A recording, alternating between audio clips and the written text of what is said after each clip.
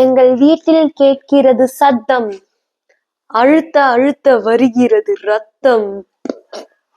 இன்னைக்கான வீடியோல creamy cheese Alfredo சேவை பண்ணலாமா? அதுக்கு ஃபர்ஸ்ட் சேவையை நான் பாயில் பண்ணி எடுத்து வச்சுட்டு இருக்கேன். சேவை அப்படின்னு சொன்னா மதுரையில நிறைய பேருக்கு தெரியாது. இது எப்படி சொல்றான்னா கண்காட் அப்படின்னு சொல்றா. அது வந்து அந்த சேவையோட பிராண்டு. பட் மதுரையில இருந்து யாராவது பாக்குறீங்கன்னா இதை என்னன்னு கேட்டு நான் கடையில வாங்கணும். ஸோ இதை குயிக்கா எப்படி பண்ணலான்னு பார்க்கலாம் வாங்கோ. தக்காளி ரெண்டு சின்ன கேரட், அப்புறமா வரமிளகா. நீங்க எவ்வளவு காரம் சாப்பிடுவீங்களோ அதுக்கு தகுந்த மாதிரி எடுத்து வேக வச்சு எடுத்துக்கோங்க. தக்காளிக்கு தோலை உரிக்கலாம் அண்ட் கேரட்க்கு தோல் உரிக்கினாலும் உரிக்கலாம். நான் கேரட்க்கு தோல் பீல் பண்ணல. அப்புறமா ஒரு மிக்சி ஜார்ல வேக வச்சதை எல்லாமே ஒரு 100 கிராம் பன்னீரோட சேர்த்து நம்ம அரைச்சு தனியா எடுத்து வச்சுக்கலாம். இப்போ இதுல நான் கொஞ்சமா பட்டர் சேர்த்திருக்கேன்.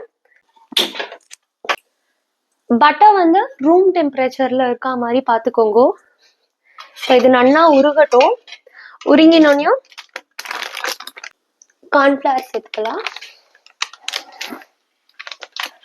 அது எப்படி பட்டர் அடுப்புல போட்டோன்னே உருகிறது, எது ரைட் டெம்பரேச்சர் கார்ன்ஃபிளவர் சேர்க்கறது. ஏன்னா பட்டர் வந்து தீஞ்சு போயிடாம இருக்கிற சமயத்துல எப்படி நம்ம ஐடென்டிஃபை பண்ணலாம்னா அதுல வந்து நுர வரும், ஃப்ராத். அது வரைச்சே you can add your flour to it.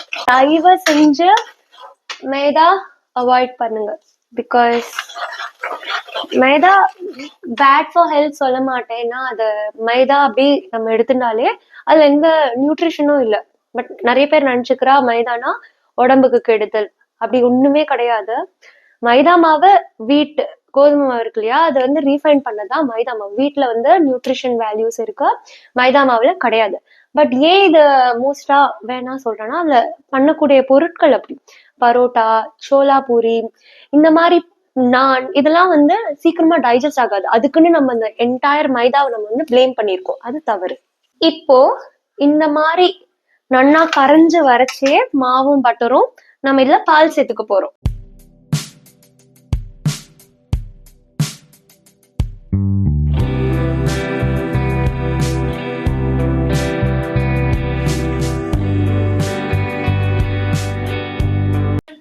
Taste ப்ராமிஸா யம்மியா இருக்கு. நீங்களும் ட்ரை பண்ணி பாருங்க. ஆனா with oregano and chili flakes. That's it for today's video and thanks for watching.